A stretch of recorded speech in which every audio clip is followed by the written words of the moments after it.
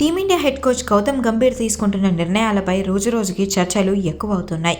Batting లైనప్లో Gambhir చేస్తున్న మార్పుల కారణంగా టీమిండియా ఇలా వరుస ఓటమి పాలవుతుందని అందరూ అనుకుంటున్నారు. కానీ ఈ విషయంపై గంభీర్ ఎక్కడా స్పందించలేదు. అయితే గౌతమ్ గంభీర్ వ్యూహాన్ని మాజీ క్రికెటర్ రాబిన్ ఉతప్ప ప్రశ్నిస్తున్నారు. పెద్ద స్కోర్ను చేస్తున్నప్పుడు భారత బ్యాటింగ్ వ్యూహంలో ఎలాంటి క్లారిటీ లేదని ఆయన అంటున్నారు. సమస్య ఫస్ట్ వికెట్స్ కాదని, శుభ్మన్ గిల్ అవుట్ తర్వాత అనుసరించిన వ్యూహం అని ఉతప్ప అంటున్నారు. రెండవ టీ20 మ్యాచ్లో భారత్ బలమైన బ్యాటింగ్ ఆర్డర్ను పెట్టుకొని దాన్ని సమర్థవంతంగా ఉపయోగించుకోలేదని అంటున్నారు. రాబిన్ ఉతప్ప మాట్లాడుతూ, శుభ్మన్ గిల్ అవుట్ అయినప్పుడు అక్షర్ పటేల్ బ్యాటింగ్కు వచ్చాడు. ఆ టైంలో అభిషేక్ శర్మపై ఒత్తిడిని తగ్గించడానికి రిస్క్ తీసుకొని త్వరగా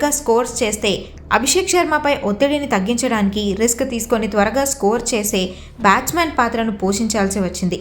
ఇంటర్నేషనల్ క్రికెట్లో బ్యాట్స్మెన్ తమ పాత్రల గురించి మరియు ఇన్నింగ్స్ను ఎలా నిర్మించాలో స్పష్టమైన అవగాహన కలిగి ఉండాలని అంటున్నారు. మొదటి 6 నుండి 8 ఓవర్ల తర్వాత బ్యాట్స్మెన్ పెద్ద స్కోర్ను ఛేదించడానికి బలమైన పునాది అవసరం. ఫౌండేషన్ లేకుండా స్కై స్కార్పర్ కడతానంటే కష్టమని అంటున్నారు రాబిన్ ఉతప్ప.